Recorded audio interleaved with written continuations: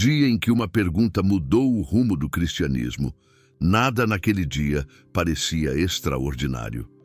As ruas estavam cheias, os sinos tocavam como sempre, e a vida seguia o ritmo previsível de um mundo acostumado à repetição.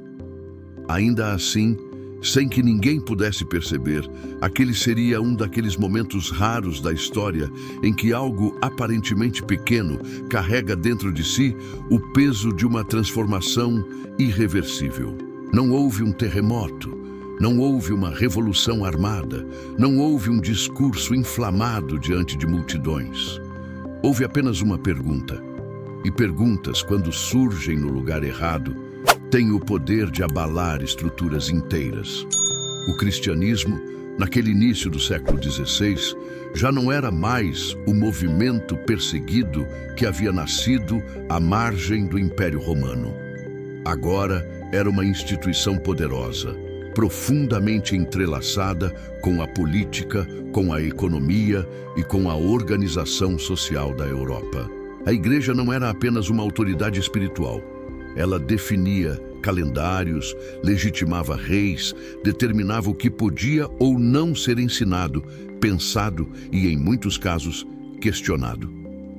Durante séculos, essa estrutura havia se consolidado como algo quase natural, como se sempre tivesse sido assim e como se jamais pudesse ser diferente. Mas por trás dessa aparência de estabilidade, havia um desgaste silencioso. A fé, para muitas pessoas, havia se transformado em um sistema de obrigações, medos e compensações. O relacionamento com Deus não era mais descrito como um caminho de transformação interior, mas como uma contabilidade espiritual rigorosa, onde cada erro precisava ser compensado, cada falha exigia uma penitência e cada dúvida era tratada como ameaça. O medo da condenação eterna não era apenas um conceito teológico, era uma presença constante na imaginação coletiva. O inferno não era uma metáfora distante, mas um destino sempre à espreita. Nesse cenário, a salvação deixou de ser percebida como uma boa notícia e passou a ser vista como um problema a ser resolvido. Como alguém poderia ser considerado justo diante de um Deus absolutamente santo?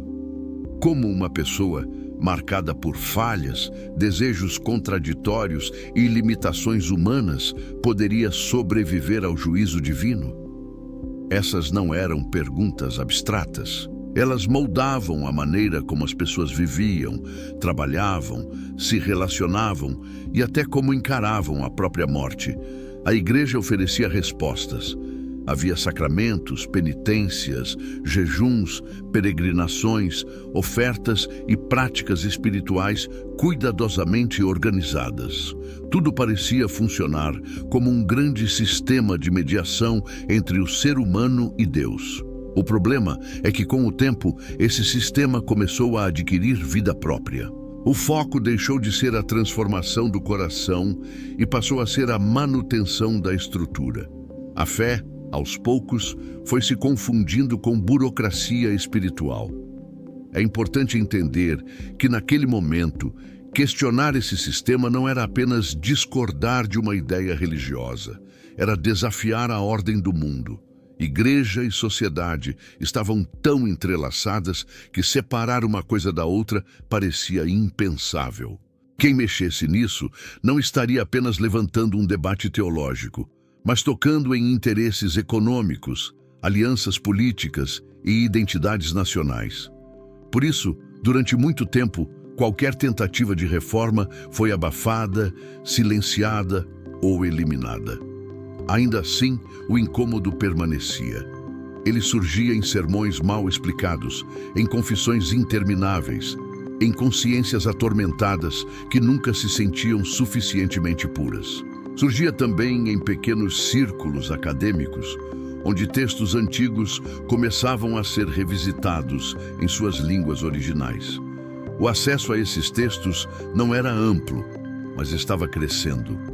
A imprensa começava a encurtar distâncias, acelerando a circulação de ideias de um modo que o mundo ainda não compreendia totalmente. Foi nesse ambiente que nasceu um homem que não parecia destinado a mudar nada. Ele não era um revolucionário por natureza, não buscava conflito, não desejava romper com a igreja. Pelo contrário, ele a amava profundamente. Sua maior angústia não era destruir o sistema, mas encontrar paz dentro dele. Desde cedo, sua vida foi marcada por uma inquietação intensa, uma consciência sensível demais para aceitar respostas fáceis. Para ele, o problema não era teórico, era existencial. A pergunta que o consumia não era como reformar a igreja, mas como agradar a Deus. Essa pergunta o acompanhava como uma sombra. Em um mundo onde Deus era frequentemente apresentado como juiz severo, ele sentia que jamais conseguiria alcançar o padrão exigido. Quanto mais se esforçava, mais percebia suas próprias falhas. Quanto mais buscava pureza, mais se deparava com seus limites. O sistema que prometia segurança espiritual apenas aprofundava sua angústia. Ele fazia tudo o que se esperava de um cristão devoto, e ainda assim sentia que algo estava terrivelmente errado. A espiritualidade medieval era profundamente marcada pelo medo. O medo da morte, o medo do julgamento, o medo de errar. E esse medo não era combatido com esperança, mas administrado com regras. Para muitos, obedecer era sinônimo de fé. Questionar, por outro lado, era visto como sinal de rebeldia ou orgulho. A consciência precisava ser silenciada para que o sistema continuasse funcionando. Mas consciências inquietas raramente permanecem caladas para sempre. Às vezes, elas se expressam não por meio de protestos ruidosos, mas através de perguntas simples, diretas e perigosas. Perguntas que parecem inofensivas à primeira vista, mas que carregam uma força devastadora quando levadas até o fim. A história mostra que grandes rupturas raramente começam com grandes gestos. Elas começam quando alguém se recusa a aceitar respostas prontas. Quando alguém decide levar uma pergunta até suas últimas consequências, mesmo que isso custe tudo. Naquele mundo, ninguém imaginava que uma única pergunta, feita no lugar certo e no momento certo, seria capaz de redefinir não apenas a teologia, mas o próprio curso da história ocidental. E é exatamente aí que esta história começa. Não com um ato de rebeldia explícita, mas com uma consciência pressionada, um texto antigo sendo lido com atenção renovada e uma pergunta que, uma vez formulada, jamais poderia ser ignorada. A pergunta não mudou apenas a vida de um homem. Ela colocou em movimento forças que ninguém mais conseguiria controlar. E quando essa pergunta finalmente encontrou palavras, o mundo cristão jamais seria o mesmo. A pergunta que começou a se formar na mente daquele monge não surgiu de um momento de ousadia, mas de exaustão. Ela nasceu do fracasso repetido de tentar ser justo por esforço próprio. Quanto mais ele se dedicava às práticas espirituais, mais consciente se tornava da distância entre aquilo que fazia e aquilo que acreditava que Deus exigia. A religião, que deveria conduzi-lo à paz, havia se transformado em um campo permanente de batalha interior. Ele não lutava contra inimigos externos, mas contra a própria consciência que jamais se aquietava. O medo da morte o acompanhava como uma presença constante. Não a morte em si, mas aquilo que vinha depois. A ideia de enfrentar um Deus absolutamente justo, portando uma vida cheia de imperfeições, era insuportável. A expressão justiça de Deus, tão repetida nos textos bíblicos, soava para ele como ameaça, não como promessa. Justiça significava condenação. Justiça significava castigo. Justiça significava que, no fim das contas, todo esforço seria insuficiente. Foi nesse contexto que ele decidiu se tornar monge, não por vocação romântica, mas por desespero espiritual. Se havia um caminho capaz de apaziguar a ira divina, ele acreditava que seria aquele. O mosteiro representava disciplina, renúncia, obediência rigorosa. Ali, pensava ele, talvez fosse possível agradar a Deus. Mas o que encontrou foi ainda mais severo do que imaginava. As regras eram rígidas, os jejuns frequentes, as confissões intermináveis. Ainda assim, a paz não vinha. Há relatos de que ele passava horas confessando cada pensamento, cada impulso, cada dúvida. Nada parecia pequeno demais quando o destino eterno estava em jogo. Seus superiores espirituais começaram a perceber que não se tratava de devoção comum, mas de uma angústia profunda. O problema não era a falta de fé, era excesso de consciência. Ele levava Deus a sério demais para se contentar com respostas superficiais. Na tentativa de ajudá-lo, seus mentores fizeram algo que mudaria tudo. Em vez de mandá-lo orar mais, jejuar mais ou se punir mais, enviaram-no para estudar. Ele foi encaminhado à universidade para aprofundar-se nas Escrituras. A ideia era simples: ocupar a mente, oferecer estrutura intelectual à fé, talvez equilibrar aquela inquietação emocional. O que ninguém poderia prever era que, ao abrir os textos bíblicos com atenção renovada, ele não encontraria alívio imediato, mas algo muito mais perigoso. Ao estudar as cartas do apóstolo Paulo, especialmente a epístola aos Romanos, ele se deparou com um versículo que parecia, à primeira vista, reforçar tudo aquilo que o atormentava. O justo viverá pela fé. Durante muito tempo, ele leu essa frase como uma exigência impossível. Ser justo era o pré-requisito. A fé, nesse caso, parecia apenas mais uma obra, mais uma obrigação. Mas algo começou a mudar à medida que ele se aprofundava no texto, analisando-o com cuidado, observando o contexto, as palavras, as conexões. O que antes parecia condenação começou a se revelar como libertação. A justiça de Deus, ele percebeu, não era apenas um atributo pelo qual Deus pune o pecador. Era, antes de tudo, uma dádiva.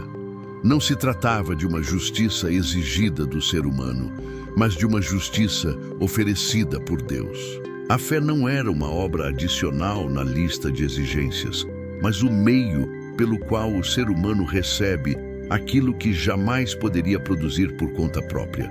Essa percepção não veio como uma conclusão fria, acadêmica, foi um choque existencial. Pela primeira vez, a relação com Deus deixou de ser mediada pelo medo constante de errar. A culpa que o esmagava começou a perder força. A justiça, que antes parecia uma espada apontada contra ele, transformou-se em abrigo. Ele mesmo descreveria esse momento como um novo nascimento, como se as portas do paraíso tivessem sido abertas diante de seus olhos. Mas toda libertação carrega consigo um preço. Aquilo que o libertava interiormente colocava-o em tensão direta com o sistema religioso ao seu redor. Se a justiça vinha pela fé e não pelas obras, o que dizer das penitências, das indulgências, das práticas que haviam se tornado pilares da vida religiosa? Se a salvação não podia ser comprada, negociada ou acumulada, o que isso significava para uma estrutura que, consciente ou inconscientemente, havia transformado a fé em moeda? Naquele mesmo período, a situação da igreja atravessava um momento delicado. Grandes projetos arquitetônicos exigiam recursos enormes, e uma das soluções encontradas foi a intensificação da venda de indulgências. A lógica era simples e perigosa. Contribuições financeiras eram associadas à redução de penas espirituais. A mensagem transmitida ao povo, muitas vezes de forma caricata, era a de que a salvação podia ser acelerada por meio de pagamentos. Para uma consciência atormentada como a daquele monge, isso não era apenas um erro administrativo, era uma distorção grave do Evangelho. Ele não reagiu imediatamente com revolta. Seu primeiro impulso não foi romper, mas dialogar. Formado no ambiente acadêmico, ele acreditava no debate, na argumentação, na possibilidade de correção interna.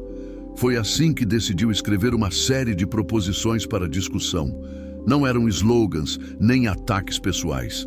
Eram teses cuidadosamente formuladas, destinadas ao debate teológico. O objetivo declarado não era dividir a igreja, mas purificá-la. No dia em que essas proposições vieram a público, nada parecia indicar a tempestade que se aproximava. Elas foram colocadas em um espaço comum, acessível aos acadêmicos. Era um gesto rotineiro, quase burocrático. No entanto, o contexto havia mudado. A imprensa fazia com que ideias circulassem rapidamente, ultrapassando os limites dos muros universitários. Aquilo que deveria ser um debate restrito tornou-se em pouco tempo assunto popular. As teses tocaram em nervos expostos, questionavam práticas amplamente aceitas, colocavam em xeque a autoridade de líderes religiosos. Sugeriam que o problema não estava apenas em excessos pontuais, mas na própria lógica que sustentava o sistema. E talvez o mais perigoso de tudo, faziam isso em nome das Escrituras, não de opiniões pessoais. A Bíblia, até então controlada por interpretações oficiais, tornava-se critério de avaliação da própria instituição que dizia representá-la. A reação foi rápida. O que começou como debate passou a ser tratado como afronta. O nome daquele monge começou a circular não apenas como acadêmico inquieto, mas como ameaça à ordem estabelecida. Autoridades religiosas exigiram retratações. Advertências foram emitidas. O clima tornou-se pesado. Ainda assim, ele hesitava em romper. Sua intenção nunca foi criar um novo movimento. Ele não se via como líder revolucionário, mas como servo da igreja. O problema é que perguntas verdadeiras não costumam aceitar respostas impostas. À medida que a pressão aumentava, a clareza interior também crescia. Ele se viu diante de um dilema que não era apenas teológico, mas moral. De um lado, a obediência institucional. Do outro, a fidelidade àquilo que, segundo sua consciência, era a verdade das Escrituras. Pela primeira vez, ele compreendeu que aquela pergunta inicial não poderia mais ser contida. Ela havia escapado do âmbito pessoal e agora exigia uma resposta pública. Quando lhe foi exigido que se retratasse, que negasse aquilo que havia escrito, a questão deixou de ser acadêmica, tornou-se existencial. Negar aquelas conclusões não significava apenas ajustar um discurso, mas retornar ao estado de angústia que o havia quase destruído. Retratar-se seria afirmar que a paz que havia encontrado era uma ilusão, seria declarar que a justiça de Deus continuava sendo um fardo insuportável. Foi nesse ponto que a pergunta mudou definitivamente de natureza. Ela já não era apenas como alguém pode ser salvo, mas a quem devo obedecer quando a autoridade humana entra em conflito com a verdade que compreendi. Essa nova pergunta era ainda mais perigosa. Ela não ameaçava apenas práticas religiosas, ameaçava a própria estrutura de poder que sustentava a cristandade europeia. A partir dali, os acontecimentos começaram a se desenrolar com velocidade crescente. Convocações, julgamentos, pressões políticas. O Império entrou em cena. O que antes era um debate teológico, agora envolvia reis, príncipes e alianças estratégicas. A vida daquele monge passou a correr risco real. O conflito havia ultrapassado o campo das ideias e alcançado o terreno da sobrevivência. E ainda assim, mesmo diante da ameaça de morte, algo havia mudado de forma irreversível. A pergunta que nascera da angústia havia se transformado em convicção. Não havia mais como voltar atrás. O mundo cristão estava prestes a entrar em um período de fragmentação, conflito e transformação profunda. Tudo porque alguém decidiu levar uma pergunta até o fim. O que ninguém imaginava é que essa pergunta não produziria apenas uma ruptura, mas muitas. Outros homens, em outros lugares, começavam a fazer questionamentos semelhantes. Alguns chegariam às mesmas conclusões por caminhos diferentes. Outros avançariam ainda mais. O que estava em curso já não dependia de um único indivíduo. A pergunta havia se tornado um movimento. E quando as autoridades finalmente perceberam isso, já era tarde demais para contê-la. A partir do momento em que aquela pergunta ultrapassou os limites do debate acadêmico, ela deixou de ser apenas uma inquietação teológica e passou a ser um problema político. Em um mundo onde igreja e Estado se sustentavam mutuamente, questionar a autoridade religiosa significava, inevitavelmente, tocar na estabilidade do poder civil. O que estava em jogo já não era apenas o destino espiritual das pessoas, mas a própria ordem do mundo conhecido. Quando aquele monge foi convocado a responder por suas ideias diante das autoridades, ele não estava apenas sendo avaliado como teólogo. Ele era visto como alguém capaz de inspirar desobediência, fragmentação e caos. A exigência era simples: negar publicamente o que havia escrito. O argumento também parecia simples: se a igreja sempre esteve certa, quem era ele para discordar? Mas por trás dessa simplicidade havia um abismo. Retratar-se significaria afirmar que a verdade dependia da instituição e não daquilo que ela afirmava defender. Diante de líderes religiosos e representantes do império, ele foi pressionado a escolher entre segurança e consciência. A pergunta que havia mudado sua vida agora exigia uma resposta final.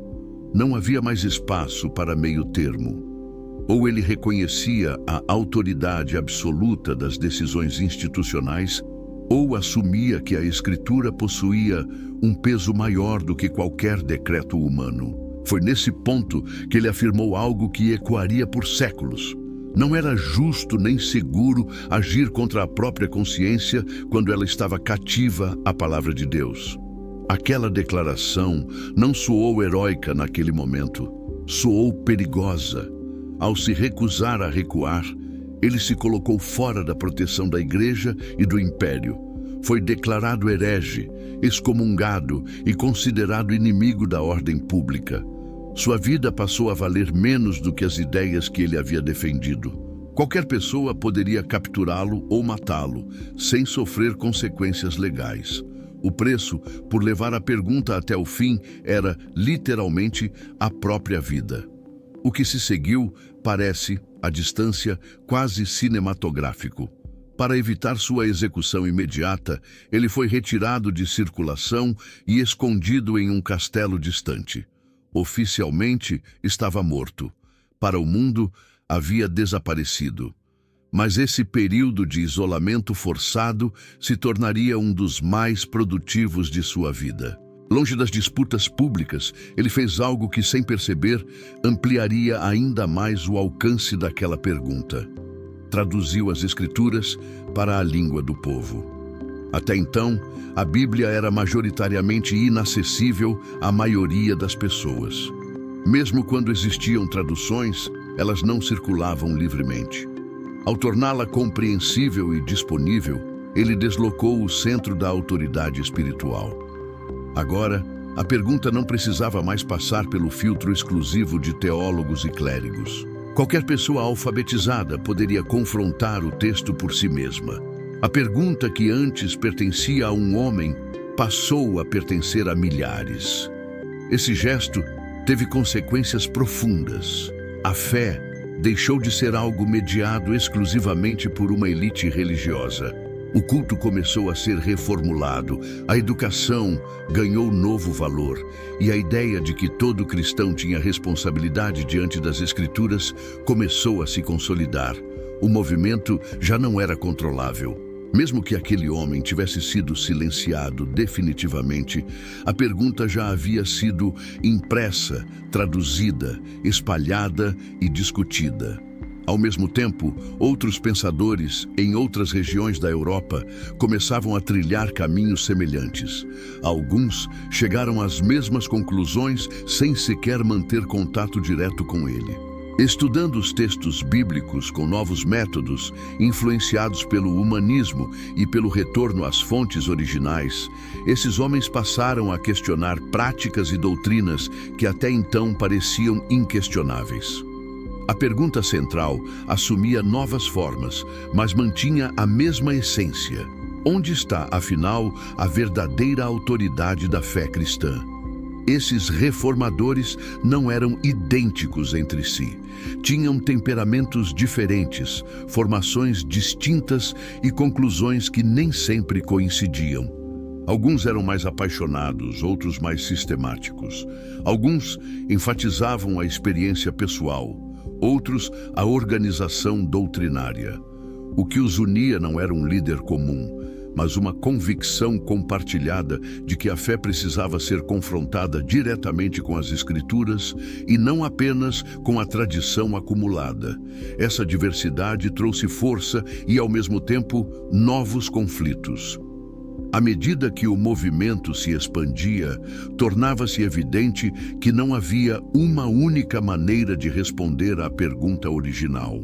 Em algumas regiões, a reforma assumiu um caráter mais radical, rejeitando qualquer prática que não tivesse respaldo explícito nos textos bíblicos. Em outras, buscou-se preservar parte da estrutura anterior, desde que não contradissesse os princípios centrais redescobertos. Essa pluralidade gerou debates intensos e, em muitos casos, confrontos dolorosos. Aqueles que haviam se unido contra um sistema comum passaram a discordar entre si. A pergunta que libertara consciências agora exigia discernimento, maturidade e humildade. Nem sempre isso aconteceu.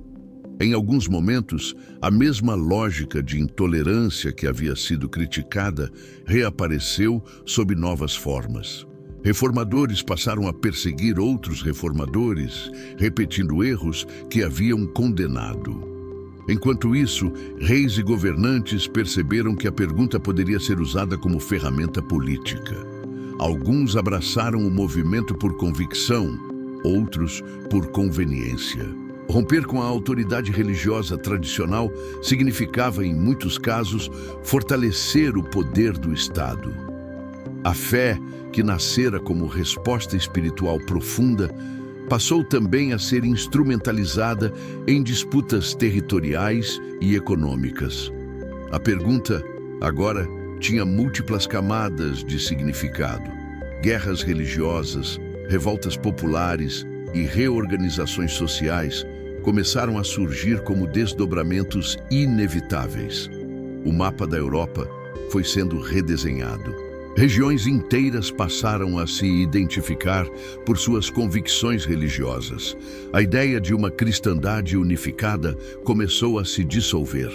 No lugar dela, surgiam confissões distintas, cada uma afirmando sua compreensão da verdade. No meio desse cenário turbulento, algo fundamental estava acontecendo silenciosamente. A fé deixava de ser herdada de forma automática e começava a ser escolhida de maneira mais consciente. A leitura, o ensino e a reflexão ganharam espaço. A educação passou a ser vista como essencial para a vida cristã. O acesso ao texto bíblico deixou de ser privilégio e se tornou responsabilidade. A pergunta inicial, que havia surgido de uma angústia pessoal, agora moldava culturas inteiras. Ela havia desestabilizado estruturas seculares, provocado avanços e retrocessos, libertações e novos conflitos. O cristianismo nunca mais seria o mesmo. Mas a história ainda não havia terminado. Faltava olhar para trás com honestidade e compreender o que tudo aquilo realmente significava. Porque toda grande pergunta exige, no final, não apenas uma resposta histórica, mas uma avaliação moral. E é nesse ponto que a história precisa desacelerar novamente. Não para celebrar homens ou sistemas, mas para reconhecer algo mais profundo que atravessa todos esses acontecimentos. Quando a poeira dos conflitos começa a baixar e a história pode ser observada com alguma distância, torna-se impossível ignorar um fato desconfortável. A pergunta que mudou o rumo do cristianismo não produziu apenas luz, ela também revelou sombras. Ao mesmo tempo em que libertou consciências, expôs a fragilidade humana de todos os envolvidos. Homens que foram usados para provocar mudanças profundas continuaram sendo homens, com limites, contradições e erros graves. A pergunta era santa, mas seus portadores não eram infalíveis. Alguns dos reformadores que denunciaram abusos acabaram reproduzindo novas formas de intolerância. Outros, que defenderam a liberdade da consciência, aceitaram perseguições quando a consciência do outro apontava em direção diferente. A história mostra que romper com um sistema não garante automaticamente a pureza do coração. O poder, quando muda de mãos, continua sendo poder. E a tentação de absolutizar a própria interpretação acompanha qualquer movimento humano, inclusive aqueles que nascem das melhores intenções. É aqui que o sentido mais profundo daquela pergunta precisa ser recuperado. Porque, no fim das contas, ela nunca foi sobre criar um novo grupo religioso, nem sobre substituir uma autoridade por outra. Ela nunca foi sobre elevar um nome, uma tradição ou uma confissão acima das demais. A pergunta era, desde o início, simples e devastadora. Como um ser humano pode se colocar diante de Deus sem se esconder atrás de sistemas, méritos ou intermediários? Essa pergunta deslocou o centro da fé. Ela tirou o foco da performance religiosa e o reposicionou na confiança. Tirou o foco do medo e o reposicionou na graça. Tirou o foco da instituição como fim último e a recolocou como meio. Ao fazer isso, abriu caminho para princípios que atravessariam os séculos e moldariam a identidade de milhões de cristãos. A fé como resposta, não como moeda. A graça como dom, não como recompensa. Cristo como centro, não como instrumento. A glória pertencendo a Deus, não aos homens, e as Escrituras como referência final, não como objeto de controle. As consequências dessa mudança foram muito além da teologia. A educação se expandiu porque ler se tornou necessário. A tradução de textos se multiplicou porque compreender passou a ser essencial. A noção de dignidade individual ganhou força porque cada pessoa passou a ser vista como responsável diante de Deus. Mesmo movimentos sociais, políticos e culturais que surgiriam séculos depois, beberiam consciente ou inconscientemente dessa mesma fonte. Nada disso apaga os erros do caminho. Pelo contrário, torna-os ainda mais visíveis. A história da Reforma não é uma narrativa de heróis impecáveis contra vilões absolutos. É uma história de pessoas falhas sendo usadas em um processo maior do que elas mesmas. E talvez essa seja uma das lições mais importantes que ela oferece. Quando homens são colocados no centro, a fé se corrompe. Quando sistemas são tratados como infalíveis, a consciência é silenciada. Mas quando a pergunta permanece viva, nenhuma estrutura consegue se tornar definitiva. O cristianismo foi profundamente transformado naquele período, mas a pergunta que deu início a tudo isso não pertence apenas ao passado. Ela continua ecoando de formas diferentes em cada geração. Sempre que a fé se torna pesada demais, sempre que o medo substitui a esperança, sempre que a religião começa a sufocar em vez de libertar, sempre que obedecer se torna mais importante do que compreender, a pergunta retorna, exigindo honestidade, coragem e humildade. Talvez o maior risco não seja fazer perguntas perigosas, mas parar de fazê-las. Quando isso acontece, a fé se cristaliza, a tradição se torna intocável e a consciência se acomoda.